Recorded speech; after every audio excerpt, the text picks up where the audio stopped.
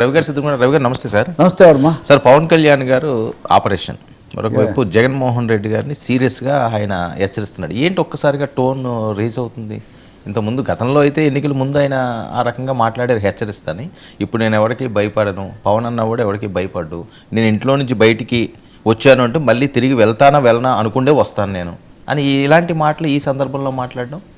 అదే పవన్ కళ్యాణ్ చాలా 2-3 రకాల ఆపరేషన్లు మొదలుపెట్టారు ఈ మధ్యకాలంలో. మాట్లాడలేదు, మెత్తగా ఉన్నారు, లేకపోతే అని ఇటువంటివి వచ్చాయి కదా. మొన్న మీరు కలెక్టర్ల సమావేశంలో చేసినవి, ఆ తర్వాత తమ పార్టీ ఎమ్మెల్యేలతో మాట్లాడుతున్నవి, అదొక డైరెక్షన్, ఇది రెండో డైరెక్షన్. సో ఆయన ఒక త్రిశూల వ్యూహమో లేకపోతే ద్విశూల వ్యూహమో ఏదో చేపట్టారని స్పష్టంగా అనుకోవచ్చు. ఈరోజు పెరవలిలో ఆయన పొట్టి శ్రీరాములు జలధార అనేది ఒకటి ప్రారంభిస్తూ మాట్లాడారు. అంటే మళ్ళీ ఒకసారి వారాహి రోజులకు తిరిగిపోతున్నారు అన్న పద్ధతిలో ఆయన మాట్లాడారు. మీరేదో అనుకుంటున్నారు అంటే ఇక్కడ జగన్మోహన్ రెడ్డి అక్కడ ఎప్పుడైతే పీపీపీ మెడికల్ కాలేజీల కేసులో మీరు కనుక అవి తీసుకుంటే మేము అధికారంలోకి వచ్చాక 2 నెలల్లో మిమ్మల్ని జైల్లో వేస్తామన్నారు కదా. ఇది ఒక పెద్ద సంచలనం అయిపోయింది. సత్యకుమార్ లాంటి వాళ్ళు మమ్మల్ని వేయండి చూద్దామన్నారు, ఇదంతా అయిపోయింది. సో పవన్ కళ్యాణ్ హెచ్చరికలు చేస్తావా, బెదిరిస్తావా? నువ్వు అధికారంలో ఉన్నప్పుడే నేను భయపడలేదు, ఇది ఒక అదనంగా. ముఖ్యమంత్రిగా 151 స్థానాలతో ఉన్నప్పుడే భయపడని వాడిని నేను ఇప్పుడు ఎందుకు భయపడతాను? నేను ప్రతిరోజు బయటకు వచ్చేటప్పుడు ఏమి ప్రాణాల కోసం అని నేనేమి రాను. ప్రాణాలు పోయే ముందు కూడా ఎదుటాలకు 2 దెబ్బలు వేసే పోతాం. అంటే ఏ స్థాయిలో మాట్లాడుతున్నాడో చూడండి. అంటే ఇక్కడ నాకు ఒక కారణం కనిపిస్తుంది. చంద్రబాబు నాయుడు రాజకీయంగా చేస్తున్న విమర్శలు ప్రతిరోజు చెప్తున్నవి అవి సరిపోవట్లేదు. అలాగే లోకేష్ కూడా ఉంది మన దగ్గర. లోకేష్ కూడా అప్పుడప్పుడు చెప్తున్నప్పటికీ పవన్ మళ్ళీ పాత పద్ధతిలో మాట్లాడితే తప్ప, మళ్ళీ వారాహి వాయిస్ వినిపిస్తే తప్ప లాభం లేదు అనే ఒక నిర్ణయానికి వచ్చి ఉండాలి. బహుశా ఎమ్మెల్యేలతో జరిపిన సమావేశాల్లో కూడా ఇది వచ్చి ఉండాలి ఆయనకి. అంటే ఫీడ్బ్యాక్ కింద నుంచి ఈ మధ్య మీరు గట్టిగా మాట్లాడకపోవటం అనేది ఒక సమస్య అవుతుంది. దానివల్ల మనమేమో తగ్గామనుకుంటున్నారు, వాళ్ళేమో రెడ్ బుక్ ఇవన్నీ చెప్తుంటేనే వాళ్ళ పార్టీ జన సైనికులు కూడా ఆయనకు ఫీడ్బ్యాక్ ఇచ్చి ఉండాలి. ఏదైనా మళ్ళీ ఒకసారి వైసీపీకి మరీ ముఖ్యంగా వ్యక్తిగతంగా జగన్మోహన్ రెడ్డికి తీవ్ర స్థాయిలో చెప్పాలి. నేనేదో మీరు చేస్తున్న దానికి ఇంకో దానికి నేనేదో భయపడి వెనక్కిపోయానని కాదు, నేను ఇంకా మరింత రెట్టింపుగా వస్తానని. ఇక్కడ ఇంకో మాట కూడా ఉంది. ఎప్పుడైతే పవన్ వర్సెస్ జగన్ దాదాపు నేను ఒక గతాన్ని అంతా వదిలేయండి, 2018 నుంచి దాదాపు సోషల్ మీడియాలో కానీ చాలా విస్తృతంగా పాల్గొంటూ మాట్లాడుతూ ఉన్నాను. ఫీడ్బ్యాక్ ఎలా ఉంటుంది కూడా ఈ ఇద్దరి మధ్యనే ప్రధానమైన రాజకీయ చర్చ నడుస్తుంది. తెలుగుదేశానికి యంత్రాంగం ఓట్లు ఉన్నాయి, వైసీపీకి కూడా ఉన్నాయి.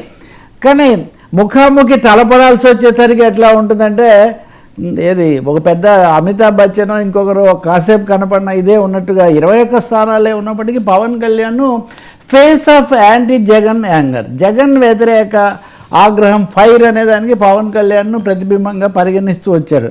అందుకని చంద్రబాబు కూడా ఎట్టి పరిస్థితుల్లో పవన్ జనసేన లేకపోతే కుదరదు అన్న దాంతో ఆయన చాలా కష్టపడి ముందు నుంచి దానికి సిద్ధం చేయటము, ఈ హోటల్కి వెళ్ళి పరామర్శించడం, ఇట్లాంటివి చేయాలి. సో పవన్ మళ్ళీ ఆ రోల్ మళ్ళీ తీసుకుంటున్నారు.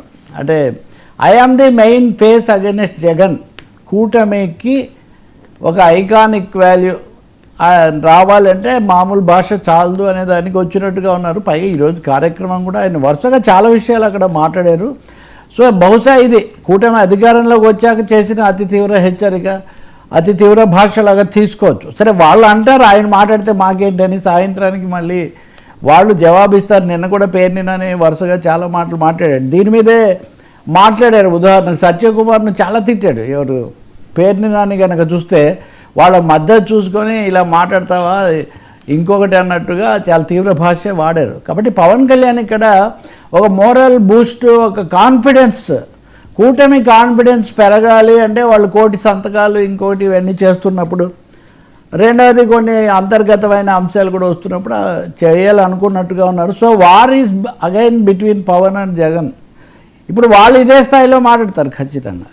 కాబట్టి ఇక్కడ దానికి ఆయన సిద్ధమయ్యాను. ఇంకా ప్రాణాలు అనే భాష అంటే ఇంకెవరినో అంటాం కాదు. గతంలో కూడా మీరు చూస్తే ఆయన మాట్లాడింది మరీ అంత ఆవేశపడకూడదు, ఆయన చెప్పు తీయటం బాగాలేదు అది ఇది అన్నప్పటికీ ఆయన అలా మాట్లాడిన తర్వాత క్యారెక్టర్ మారింది.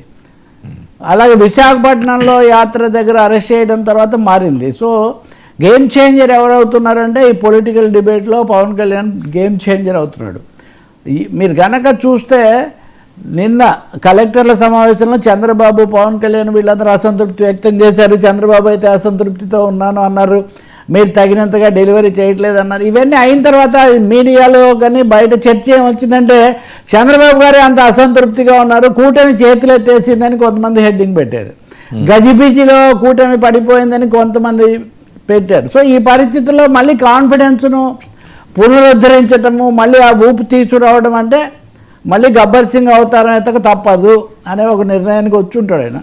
అందుకని ఆయన మాట్లాడినట్టు కనిపిస్తుంది. ఇంకా రెండో ఆపరేషన్ ఏంటి? తెలుగుదేశానికి సంకేతం పంపించాలి, don't take us for granted. ఇప్పుడు అదే కదా హోంశాఖ పట్ల కొంచెం మెత్తగా ఉన్నారంటే భూమాఫియాకు మీరు సహకరిస్తున్నారు పోలీసులు అని అనడం. కానీ అంటే అటు తెలుగుదేశం పార్టీకి పంపించారు, గట్టిగా మాట్లాడారు. తమ పార్టీలో ఉన్న అసంతృప్తి కూడా తెలుగుదేశం అలా చేయడం వల్ల పార్టీలో వాళ్ళకి అసంతృప్తి వస్తుంది. సో ఎమ్మెల్యేల్లో మీరు గమనిస్తే నిన్న 9 మందిని కలిశారు, మీరు కామెంట్స్ కూడా చేసినట్టున్నారు. ఈ 9 మంది